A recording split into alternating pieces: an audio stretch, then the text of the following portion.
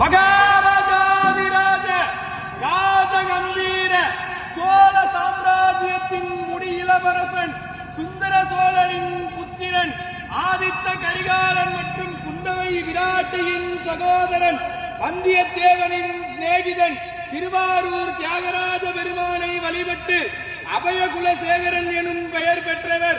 தெற்கே இலங்கை வரை சோழர்கள் நிலையாக விரிவு செய்தவர்.